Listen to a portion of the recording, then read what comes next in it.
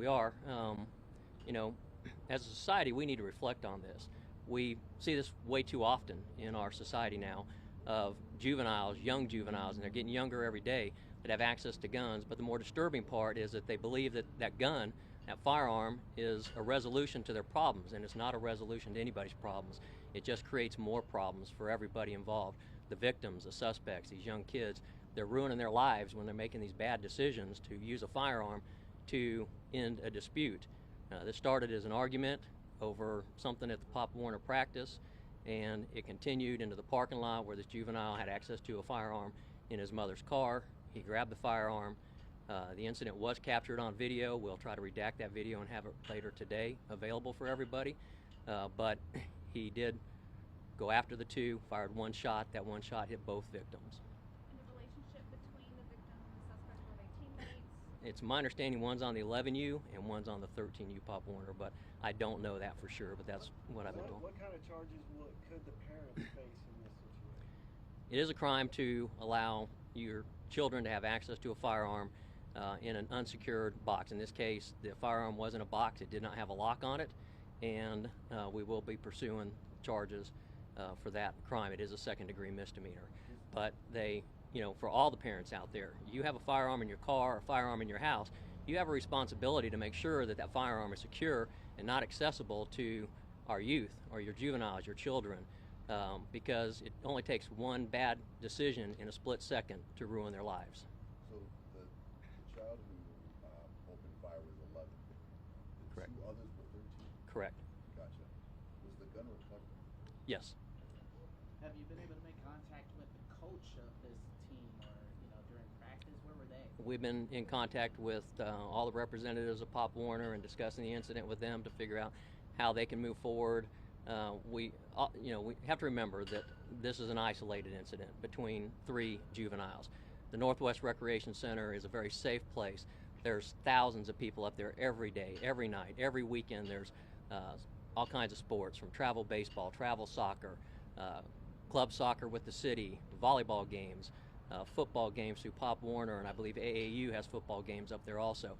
So this is an isolated incident. In the 8 years that I've been the police chief in the city of Apopka, this is the first time we've had some kind of violent act that I can recall like this. Occasionally we'll have scuffle between some parents that don't agree with what's going on from one side or the other, but nothing to this extent. I think that Northwest Recreation Center is still safe for everybody to visit. It's an isolated incident, and again, if the parents and adults will take care and secure their firearms, we wouldn't have incidents like this. Chief, you said altercation. Can you kind of go over that? Were they physically fighting? Were they arguing? Do we know what led It's to this? my understanding there was a physical fight prior to this incident occurring.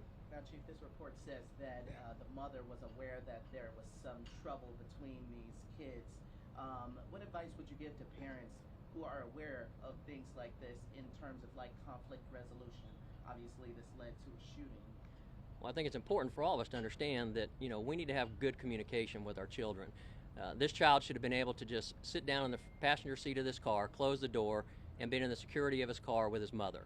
Instead, he chose to grab a firearm and resolve the issue with the firearm. Communication with our children to make sure that they understand that we're there for them and that we'll help them through these incidents. I'm sure that there could have been discussion between the parents of all the children involved, the Pop Warner representatives, and everybody else to resolve this issue in a manner other than what it was. What makes an 11-year-old feel the necessity to grab a firearm and end this altercation is beyond me. Do we know exactly why they started fighting though in the first place?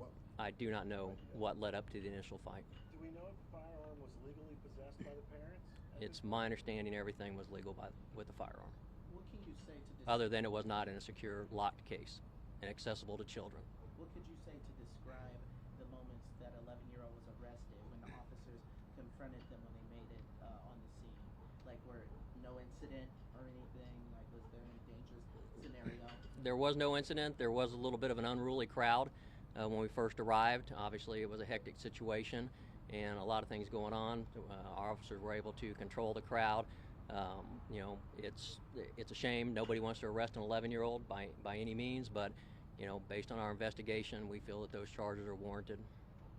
I know you did this last night, but can we have you go over the step-by-step details of what happened from 8:20 when you guys got Yeah. We actually, our communication center received the call at 8:18 p.m. It was dispatched at 8:20 p.m. Our officers arrived at 8:24 p.m. So overall, between the time the comm center received the call and the time officers were on scene, it was approximately 6 minutes. It was a 4-minute response time from the time it was dispatched. So upon their arrival, they were able to secure the firearm, the vehicle the firearm was in, and the scene, and detain the 11-year-old until our investigators could arrive and investigate and decide what we were going to do. Where is the 11-year-old now, and what happens from this point with him? The 11-year-old was booked in the Juvenile Assessment Center under second-degree attempted murder, as I mentioned a few minutes ago. It'll be up to the court system as to what happens with him. Hopefully it's our hope that the 11-year-old gets the assistance that he needs to make sure that this isn't a resolution for the rest of his life, that he can resolve this matter, move on. He's 11, he has a long life ahead of him. There's no doubt that he can turn things around. Hopefully our court system, through diversion programs or whatever, and counseling and other things, can help him pass this and move to a point where reaching for a firearm is not his resolution in the future. Chief, what's the contact like with the victim and the victim's families? I'm not sure I understand your question. Or meaning, like, have you been in contact with the victims who are recovering and their families, and what are they saying? Our patrol officers were at the hospital with the victims and their families. Our investigators have talked to the families. I have not spoken to the families personally, but obviously everybody's upset that this occurred, and just thankful, and we all thank God that nobody was hurt more seriously than what they were, because this could have been a very tragic incident. There were a lot of people around the area where this occurred, and fortunately, it didn't end up worse. Do you know by any chance if any of these juveniles have had any kind of run-ins with the law before, or is this kind of like a first time? The suspect does not have a criminal history at all. It's my understanding that one of the victims may have a criminal history out of Lake County. I don't know what that is, but other than that, no. And I'm sorry if this is repetitive, but you said he's being charged with second-degree... Attempted second-degree murder. Just one charge of that? Not Just two? one charge. How come not two, since two of the boys were shot? Well, that'll be up to the courts if they want to separate those. Again, this is a serious charge, and we're talking about an 11-year-old child here. I don't think there's a need to stack on charges on an 11-year-old child that has no criminal history. We've done what we feel is necessary to ensure that this case is resolved for the victims, because obviously they come first. They are victims of a crime. But also we have to consider the 11-year-old in this particular case and make sure that, again, he's in the system. We want to make sure that he gets the assistance he needs to put this past him and become a productive member of our society. Did this start while they were practicing? I mean, were they on the field together at the same time, then something? I can't answer that question. Was this a case of bullying? I don't know if it was a case of bullying. If it was a case of bullying, I think the video shows that it went beyond bullying, that the firearm was retrieved from the vehicle. The two victims were running away when the shot was fired. Is it surveillance video, or is it somebody's cell phone? It's surveillance video from a camera, the city-owned camera, on the building that this occurred next to.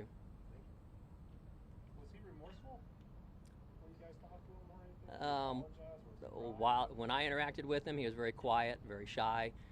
Didn't really say a whole lot when I was around. So I really didn't discuss whether he was remorseful or not, but I know that he was very quiet. He looked very somber over the incident. Did he understand the gravity of the situation? I can't answer that. I know they were all like teammates, Pop Warner. My question is, was the two victims, were they both the intended targets of the shooting, or was one inadvertently hit? No, it's my understanding they were the two that were involved in the altercation with him initially. Yeah. Okay, thank you. Thank you. Thank you for your time.